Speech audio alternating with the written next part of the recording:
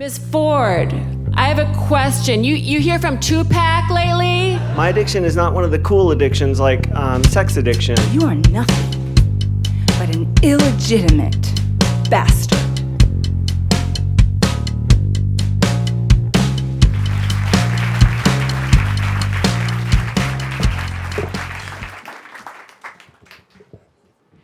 People say miracles happen every day.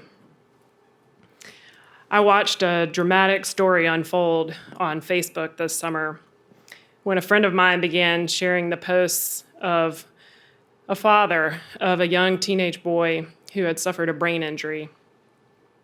I never learned what the exact details were, but the father found his son in bed one morning, unresponsive, and rushed him to the hospital. The boy wasn't supposed to live, but they decided to move him to an intensive care unit to keep him alive long enough that his family could gather around him and see him. The father took to Facebook immediately, asking for people's prayers for his son. And he said that he and his wife had accepted the possibility of their son's death, and they had accepted whatever God's will was going to be in this situation, but that they were still going to petition God to intervene and heal their son's body completely. He accepted friend requests from hundreds of people all over the country and the world during the next several days. And these people littered his Facebook wall with all kinds of prayers for his family and his son. And he continued to update about his son's condition. And after a few days, he said that the outlook was not at all good and that it was going to take a true miracle for them to get the outcome that they were hoping for. 6 days after this father found his son unresponsive in the bed, 6 days after he was not supposed to live, this boy woke up from his coma and started speaking. And the medical staff had no explanation for this sudden recovery at all. But the father and all of these people who had gathered around this family believed that a miracle had occurred. They believed that they had prayed and God had answered their prayers and intervened and healed this boy. And they posted things on the father's wall that said things like, "It's only possible through the true blessing of God. And God is a God of miracles. And how cool to see God's handiwork in action." And I watched all this unfold over several days with this feeling of an elephant stepping on my chest. It's like this physical sensation of something pressing on my sternum, because the story was so familiar to me. Because a little over 5.5 years ago, my family endured a very similar scenario.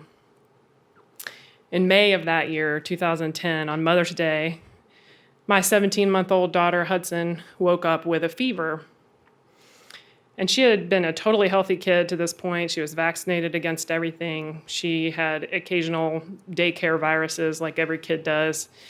And she had had occasional fevers too. But none of them had ever been this high. And I was worried. And I called the pediatrician that Sunday afternoon. And then I took her into the pediatrician's office the next morning. And both times I was reassured that it was a typical virus and that it was going to run its course and that we didn't have anything to worry about. A little later that day, though, the pediatrician sent us into the emergency room to get some IV fluids because Hudson still hadn't been eating or drinking for a while, and we were concerned that she was going to become dehydrated. While I sat in the emergency room, waiting room, with my daughter sleeping here on my shoulder, I was posting from my phone on Facebook that we were in the emergency room for the first time. My friends started posting and texting and saying that they hoped everything was okay and to hang in there. And a couple of hours later, I posted that the doctors suspected that she had meningitis and were going to do a spinal tap to confirm. And at that point, the texts and the messages started to grow in volume. And then a few hours after that, I posted that she had actually been diagnosed with bacterial meningitis and that we were settled into the ICU for the night, and we were terribly frightened, but that we were hoping that the antibiotics were going to do their thing quickly. And at that point, both the tenor and the volume of the messages that we began to receive changed significantly, because bacterial meningitis is a terrifying disease, far more so than we had any clue of at that point.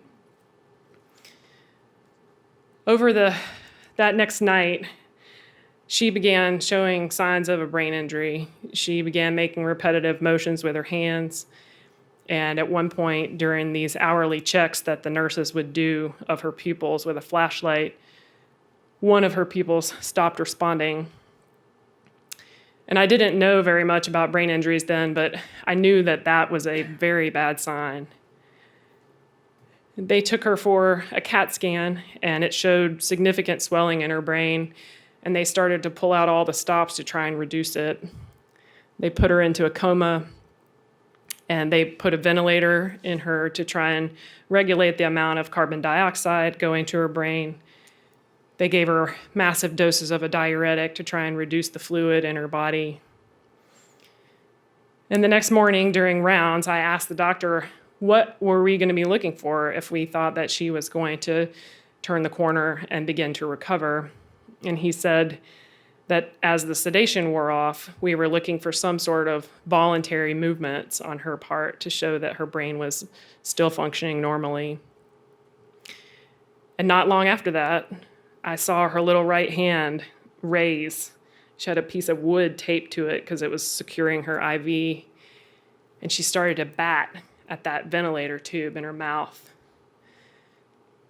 And never in my life, before or since, have I been more relieved than I was in that moment. Because that very sign that we were looking for, that she was going to turn the corner and recover, had happened. And the neurologists came in and they examined her again. Her reflexes were normal. Her pupils were responding normally. And I watched them exchange an approving nod at each other over her bed. And we were so hopeful at that point. And yet somehow, later that afternoon, during another hourly check with the flashlight, not one, but both of her pupils stopped responding to light. And they took her for another CAT scan. And they were gone for so long that we weren't even sure that she had survived it. And when the hospital social worker came and got us out of the family waiting room of the pediatric ICU and took us into a private room, I knew that we were about to get news that was going to change our lives forever, because I knew that they didn't take you into a private room to give you good news. The doctor told us that she had suffered a massive brain injury, and that if she survived, which wasn't clear at that point, that she would likely never walk again or talk again or ever be the same child that we had known just 24 hours before this. He said he hoped that he would be wrong, but that was how it looked like it was going. My next post on Facebook said that Hudson's condition was very critical and that I had debated about posting on Facebook at all about it, but that the support had been so welcome, and that if miracles really happened, then we could all be hoping for one. I said hoping, not praying.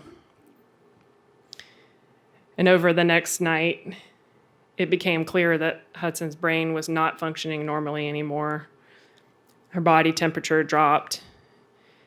They put her under a warming blanket to keep it normalized. And every time they took the tube out of her ventilator to clean it, I watched as her chest just stood completely still, not moving up and down or taking any breaths on its own. And the next time that I posted on Facebook, I said that her prognosis was very grim and that we were really in miracle territory now. That night, Wednesday, they did the first of 2 tests for brain death, and it showed that her brain was no longer functioning at all.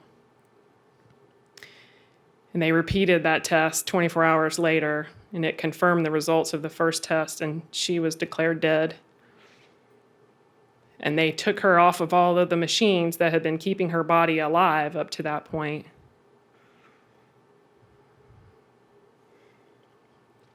And we said goodbye to our daughter in the hospital, and we went down to the parking garage, and we climbed into our car, and we drove home without our little girl. So when I heard the news of this boy's seemingly miraculous recovery this summer, I was struck by how similar these stories were and how incredibly differently they turned out.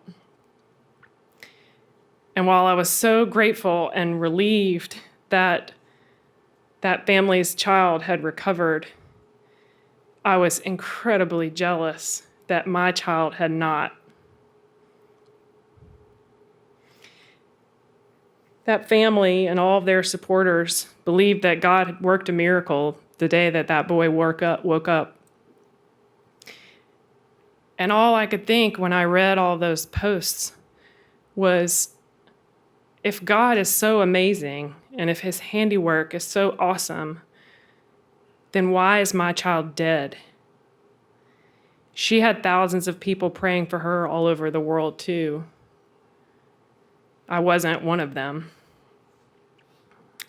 I am not what anybody would call a believer. I remember sitting by her bed and saying a half-assed prayer just in case.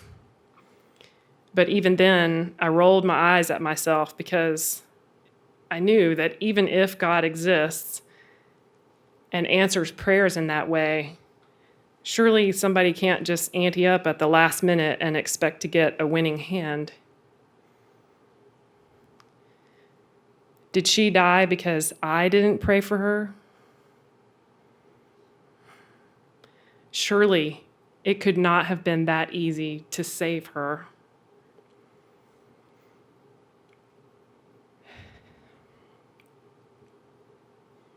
And what of all of the unanswered prayers of all of the other parents all over the world for their dying children who prayed just as fervently over them as this father and all these other people prayed over that boy? Does God answer some people's prayers and not others? And if so, is it random? Or worse, is there some kind of design in it? Because if you tell me that my daughter died as an answer to a prayer, that was somehow God's will, then I will tell you that that is a God that I will never be able to get down with.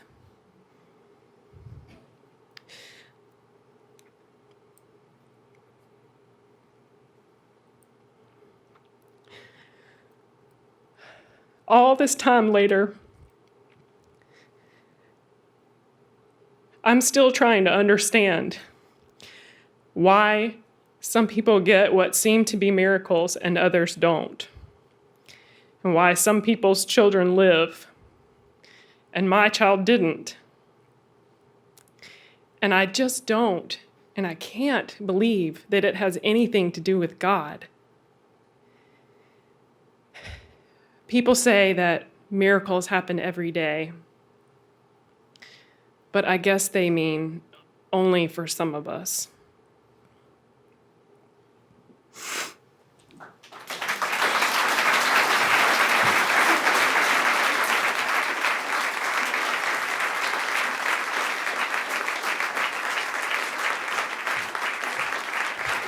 Mandy Hitchcock.